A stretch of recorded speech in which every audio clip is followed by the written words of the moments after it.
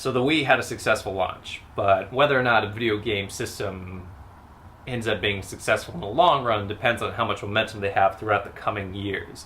And the Wii, if anything, had momentum in 2007 and 2008. A lot of Wiis were sold, to the point that it was really hard to find one in a store. I mean, you expect that when a video game console first launches. You don't necessarily expect that the following April on a Wednesday in a Target. It was weird.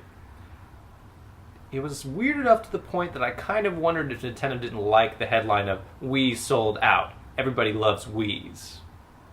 Maybe they could have produced more. It's hard to tell. They were producing about 1.6 million Wiis a month in 2007, and they were still selling very well. And even into 2008, it was hard to find them at all.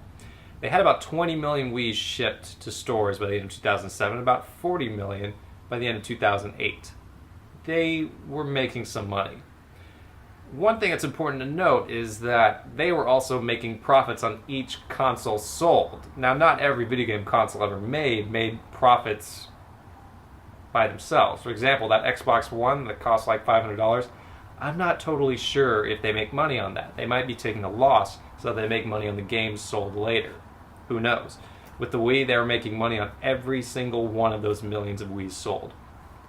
Now, in this time period, because specifically in 2007, the Wii actually became the sales leader of this generation. They passed by the Xbox, which had been out since 2005, so it was an important distinction. They officially became the #1 console, which was the first time that had happened since the Super Nintendo era. It was pretty cool. Also this time, they were putting out the video games that we would come to see as the core of the Wii, or any Nintendo console in general.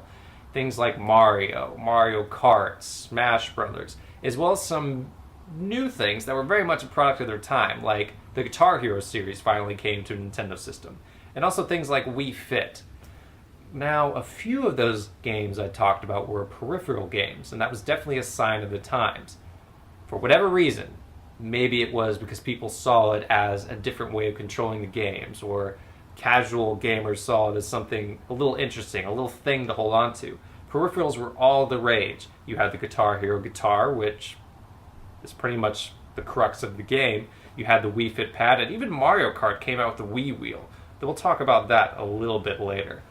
Now, to start off with the games section, I think we should talk about Mario Galaxy, because it was very important to the Mario series, and it's probably one of the best games for the Wii.